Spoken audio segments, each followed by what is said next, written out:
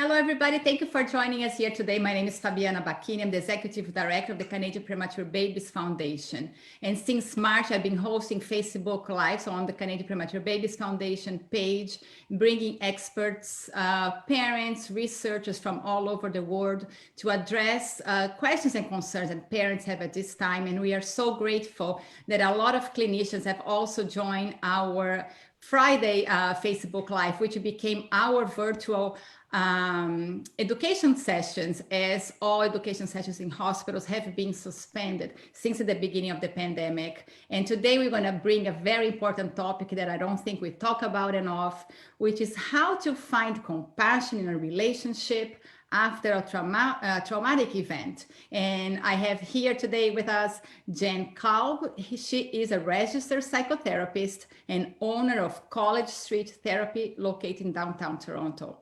She works in a private practice with a focus on relationships and intimacy, and often works with couples who have recently experienced trauma in many forms, or the way she calls a rupture in a relationship. Jen, thank you so much for joining us here today. Thank you so much for having me. I truly appreciate it. And I'm going to start with a big question that I think you can talk about this forever. How do we find compassion for our partners after experiencing a traumatic event in our lives? Yeah, that is a big question, and I could probably talk about it for an hour. I think that the most important thing is that when we go through a trauma, although we're going through the same thing together, we're not experiencing the same thing. So to be able to get curious with your partner, to understand what they're feeling, and then to express to them what you're feeling, and seeing and acknowledging those differences, that's how we can have compassion for ourselves for what we're going through, and compassion for the other and them going through something that presents itself a little bit differently. Yeah. Absolutely. But when we are preparing for this interview, we are discussing, of course, is going through trauma is something very big, but we also talk about becoming a parent. Yeah. It's already something that changes the relationship. Can we talk about that a little bit before we go into the bigger traumas? Absolutely. So if I'm thinking about what we talked about, when I work with couples who recently had children, one of the things that we go through is I do this little demonstration where it's when we first meet, we're facing each other and we're looking at each other and we're admiring each other and we're appreciating each other. And when children come along, we have to stand side by side and help support each other, right? But every once in a while, we want to take a look again, because that face is going to be there for a long time. So to be able to take that time to continue to get to know our partners as we grow, because when we have kids, we grow in so many ways, right? And if we don't share that with our partner, the opportunity to grow apart can happen. So we really want to focus on the support and looking at each other and remembering that we have that person with us, but they don't have to completely understand or guess what we're going through. We can share that with them. And I think that is a big thing. How do we share that? Because when you're going through an ICU, for instance, we spend months and months in the ICU with that baby that is so fragile. We don't know what's going to happen tomorrow in the ICU. Yeah. And especially now during the pandemic, in many hospitals, only one parent is in the ICU with the baby and the other parents at home, and not really living that experience.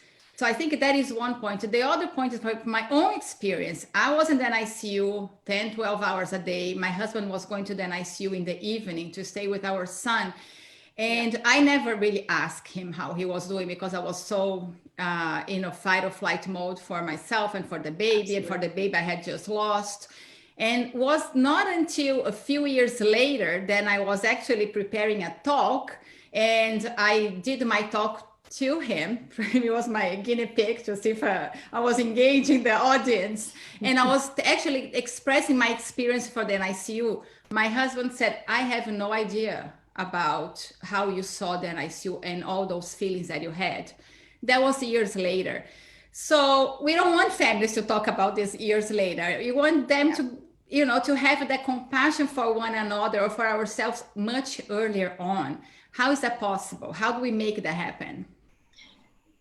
You know, it's about curiosity, but the last thing that I want to do is give these parents more work than they have to do. But the curiosity is also to include themselves, to have some space away from what they're going through and to connect with their partner.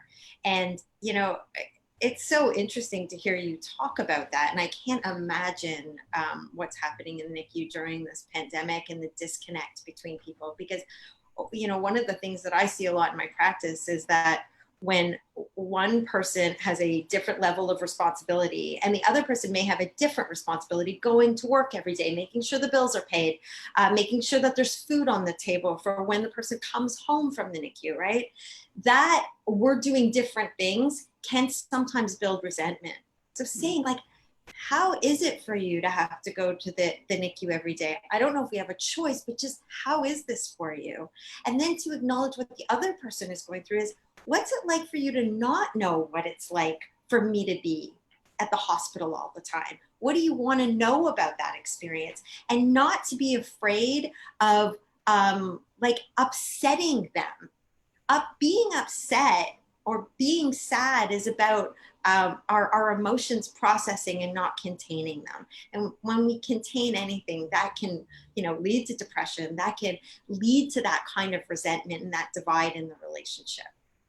Oh, and that is so important because we always think about, okay, we have to stay positive and think positive, but we still need to acknowledge the feelings that are coming. So how do we deal with these emotions? Because you also had said to me before, sad is healthy, but depression is not. So how can we deal with all those emotions and express those emotions in a healthy way, or in a way that, yes, I do need help to deal with this because they're too big? Well, you know, there's a difference between feeling positive or pretending to feel positive, right? And owning which part of you feels positive, which part of you feels exhausted, which part of you feels really scared. That's going to help. If you can release that, your partner might be able to say, oh, I'm allowed to say I feel scared. Because I imagine for a lot of the families that you're talking about, it's we have to stay positive. We have to stay positive. That's a should, right? It's I should be positive. Well, what are you really experiencing? What are the real fears that are going on, right? And to share that with your partner and to be available. And, you know, and sometimes a partner is not always available to receive those emotions, to find somebody to talk to where you can be real, where they can ask you the real questions and say, how are you doing? What are you feeling? What do you need to talk about that you're not getting an opportunity to talk about? Because a lot of times for even other people that we go to for support, they treat it as though they're walking on eggshells and don't ask the real questions.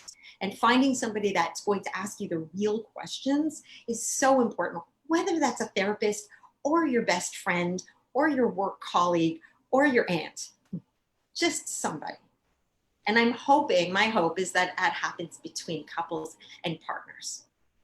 So, but then when do you think families need to get help? Because sometimes we keep brushing things under the rug, right? Because it's too much to deal with a lot of things at the same time. So sometimes you don't have that capacity. When is the time that I say, okay, that's not okay anymore? Is that the time that I should go for help, whatever help it is, for professional help or a peer support group or your best friend?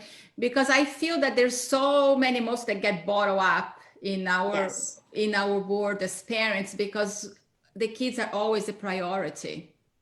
Yes, absolutely. I mean, you know, when you say when do people get help, and you know, my answer is it's not always just help, it's just contact, true contact with another person.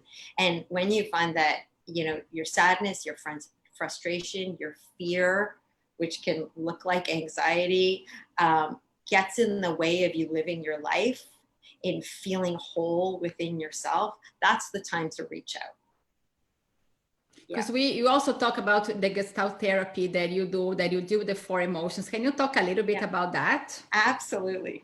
I like that you remember that. It's important to me too. I get excited to talk about it. So I studied Gestalt therapy. That was the modality that I studied for many years.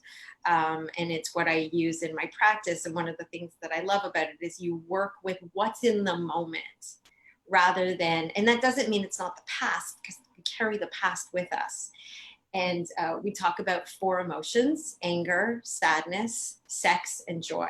And sex meaning like a desire for something and to pull it toward you. And anger meaning kind of the opposite of that, of knowing when it's a no and being able to push that away.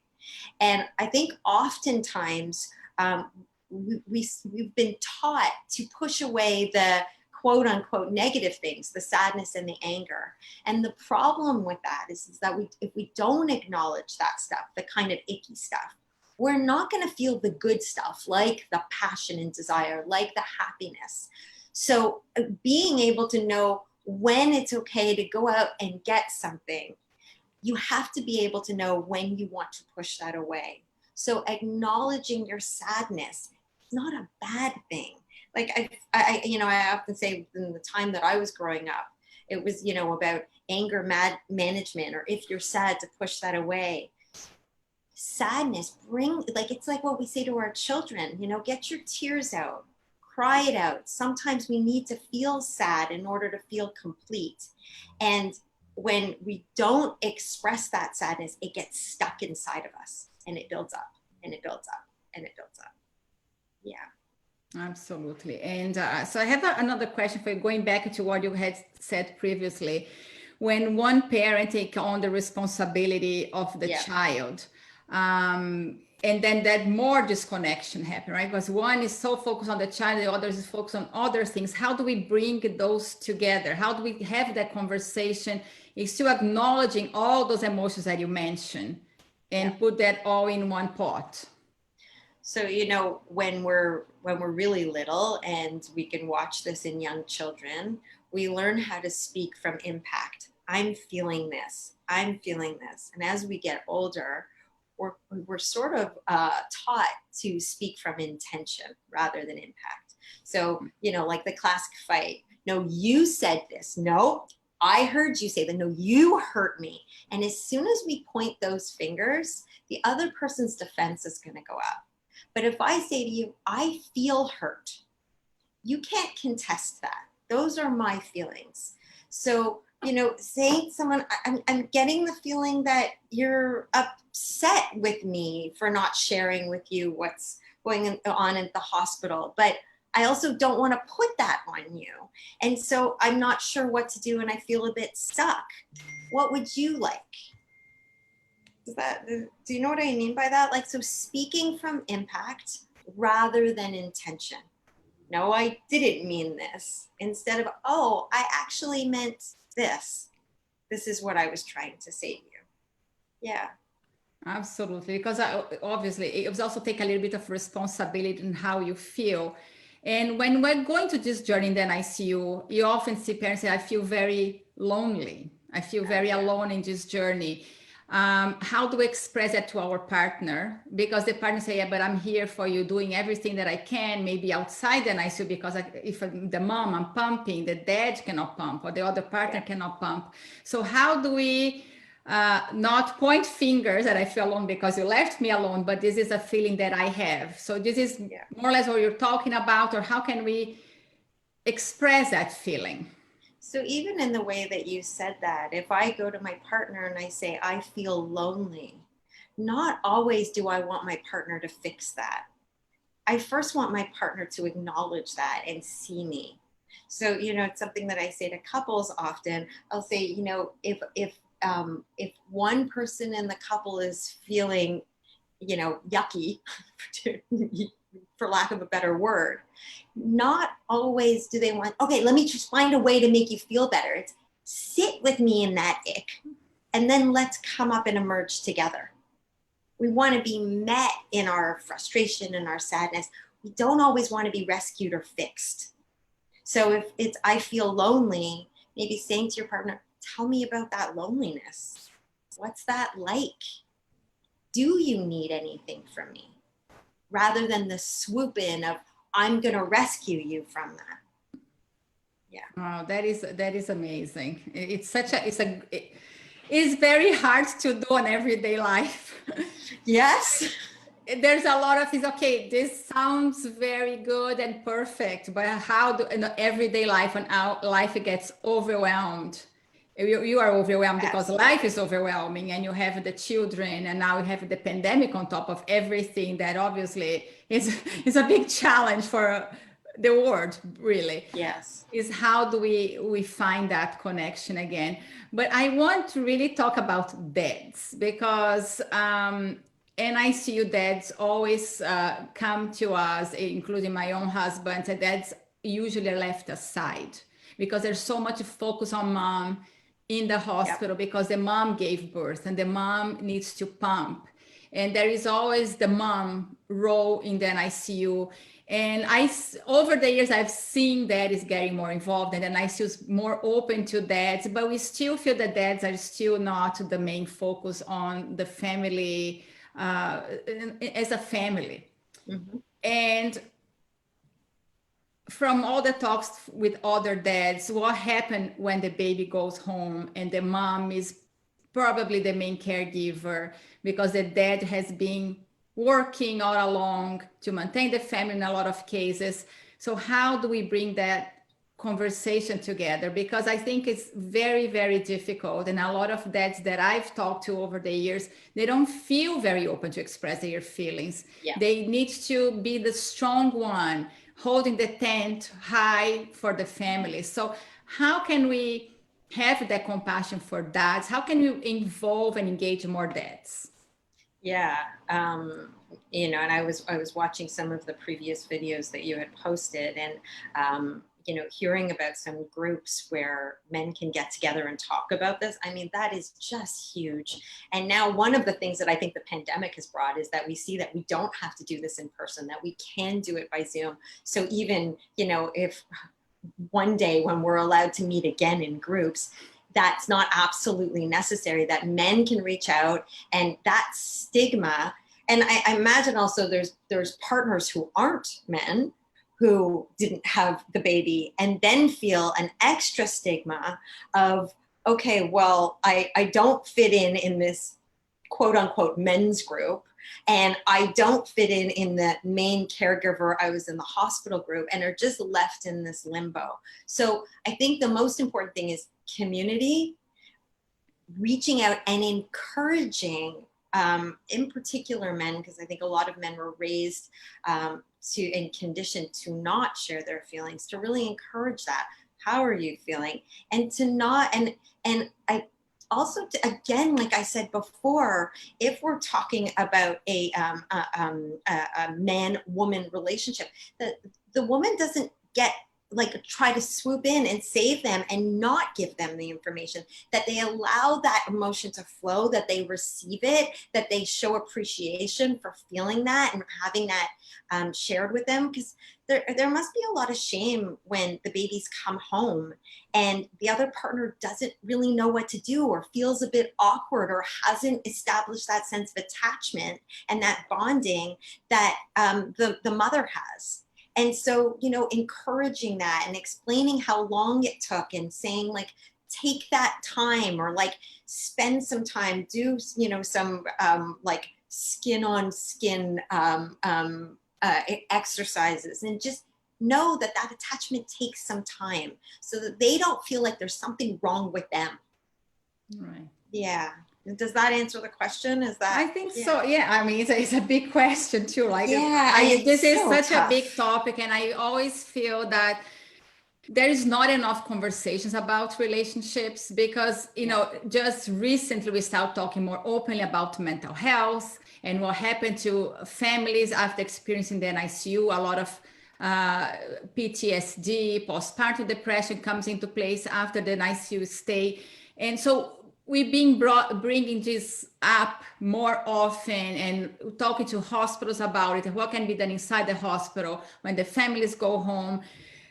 But and then the relationship on top of everything, because now, okay, maybe somebody will ask you, mom or dad or the other parent, how are you doing? But how are we doing as a couple? That Right. question never comes, Yep. right? Because it maybe it's too invasive, or we don't know what to do with the answer. Yep. Right. So, and I think that it's a problem, because I've seen a lot of marriage falling apart after many years after the ICU, because the trauma started there, and probably we didn't deal with the situation along the years, and we just kept brushing everything under the rug because the child was complex, or there was probably Yep. another diagnosis down the road, or because somebody's tired, or you lost a job, so whatever the reason. So there's so many things that impact that relationship that we don't talk about. Absolutely. And I think, to avoid that building up and be kind sweeping it under the rug until there's a mountain under the rug, it's about, and I don't think we encourage this enough with couples that first get together, is that maintenance is teeny every single day, but builds up to something humongous. So if we can do that maintenance, check in on a regular basis. How are you doing? What's happening for you?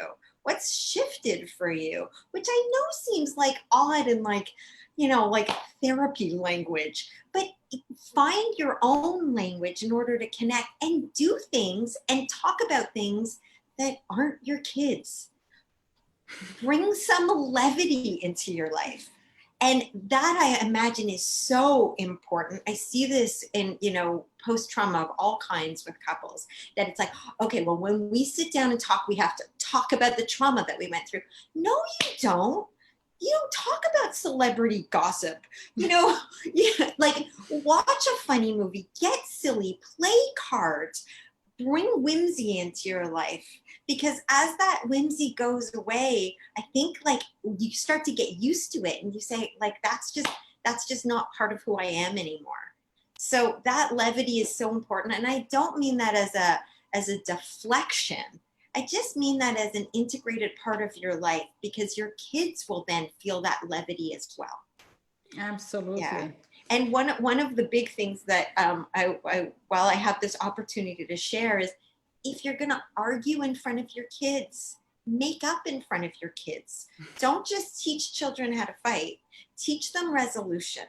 Because so often I see young adults coming into my office and saying, oh yeah, no, my parents would fight. And then they went into their room, and then all of a sudden it went away, or it just wasn't spoken about. Talk about it. And while I'm on it, it's okay to go to bed angry. It's okay. I know at every wedding shower, everybody heard, don't go to bed angry. I don't agree with that, because oftentimes we're just swallowing it, putting it away, and we're still angry, and we're just lying to ourselves and our partner. Because when you wake up, you might have a different perspective. Absolutely. So when you talk about that, when you talk about this week, you said, sometimes a relationship, you become the roommate. And I asked you, how do we bring the flame back? Besides those conversations that can be different from the kids, talk about something else, how else can we bring a flame back to a relationship? And you said something so important. It's not going to be the same way when you're dating. That's a wrong expectation. Right. But so talk about it. Well, and I think I mentioned this to you as well, that, with every milestone in a relationship, it becomes a new relationship. So put away bringing it back and say, what's our new flame? Because if you can be on that journey together to say, okay, so this is how it is now. This is our setup. This is our schedule. We don't get to see each other until, I don't know, 9:45 at night. So what is going to be our new flame? And some of that is about, playing Scrabble together, or maybe having a glass of wine later in the evening. But saying like, what is our new relationship like? Not how can we get back to the old one? Because we can't. And the vast majority of the time, people don't want to get back to that, because you've grown and you're a new person now with new experience and a new sense of maturity. So finding that flame, like a mock date night. a night that's just about you, and then 3 days from now, the night that's just about me, feeling cared for, feeling supported, right? Because, you know, I've heard people say that, you know, no, the parents are now getting this love from their children, so they don't need as much from each other. That's not true. That's not true at all. It's very right. I see you different. shaking your head, right? Because the love that I have for my kids is different than the love I have for my husband, which is Absolutely. the love his mother had for him, because there was that competition in the beginning. Right. It's different love. And I think we have to be aware of that. Absolutely. It's different needs and different love.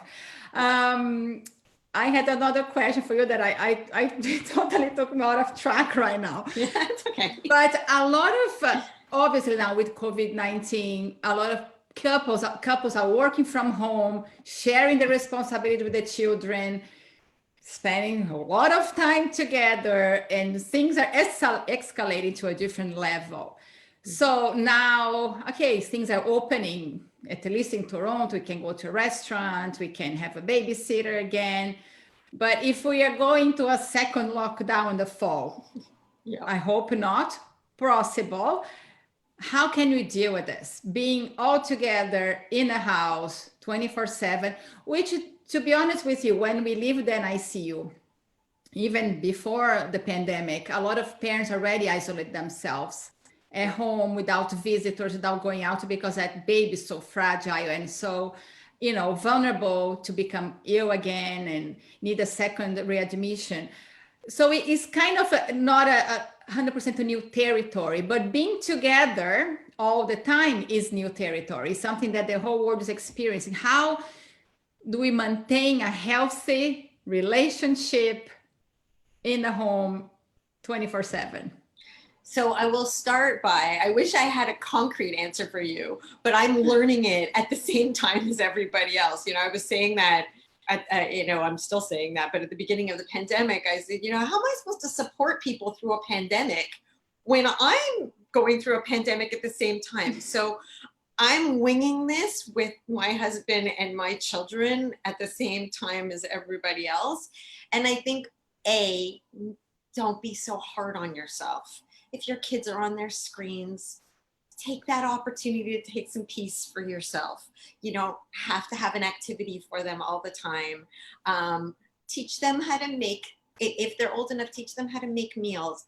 Do things that are easy for you, right? And just find a way to connect that feels good for everybody. And if we're talking about young children, entertain them for a while, but also teach them about parent time. My husband and I have this thing that our kids make fun of us about. We go on these walks every day, and we tell our kids are like, "Can we come?" And we're like, "No, you can't come. They're old enough to stay by themselves." And they say, "Why?" Because this is when we work on our relationship. And I teach them that because I hope in the future that will be a priority for them as well. And we get that time to talk. And then there are times where we all go. So, you know, cooking together, eating together, you know, watching movies together, and also being okay when everybody's doing their own thing and not putting so much pressure on yourself. But how much screen time did they get? They're all getting way more screen time, and that's a coping mechanism for all of us. So, you know, I think I'll have more information for you 3 years post-pandemic. I'm winging it. I don't know. You have your data collected. Well, yeah, exactly. But this is a golden nugget.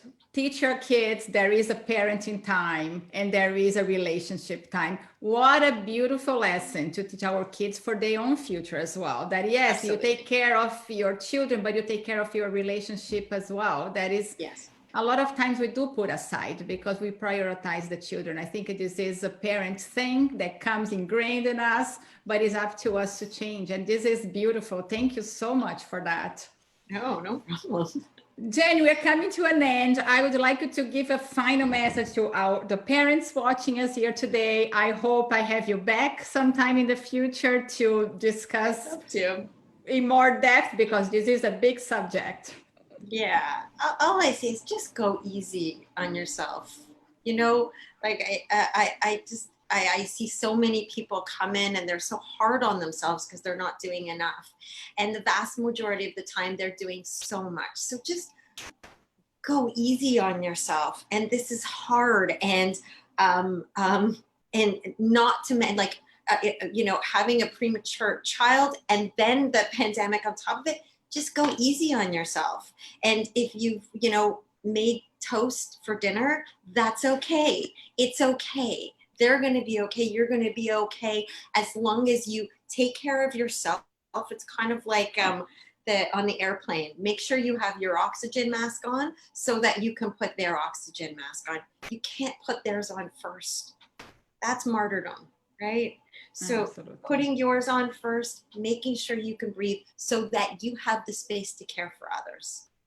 Absolutely. Jen, thank you so much for joining us here today, for sharing your expertise, your experience. We are so grateful. Thank you. Thanks so much for having me. It's been a pleasure. And thank you everyone for watching us here today. I'll be back next Friday, and on Wednesdays, just a reminder, Kate Robson, who is a therapist and also a mom of 2 preemie girls, is hosting a real-time peer support group here on Facebook. And to join her group, you can join the Canadian Premature Parent Support Network, which is our private Facebook page. And we have a lot of resources for families on our website. If you do need help, we have the COVID care program, and any family in the ICU and 1 year post-discharge can apply to have a 2-session therapy with a psychologist or a therapist across Canada. All the information is in our website, which is canadianpremies.org. We are also hosting preemie health talks in October 26th to the 30th, which will be a live of education sessions like this one with a lot of clinicians from across Canada, talking about lungs and what is coming the winter for our premature babies. So you can also register, it's free on our website, canadianpremies.org. Thank you everyone and have a lovely weekend. See you next time.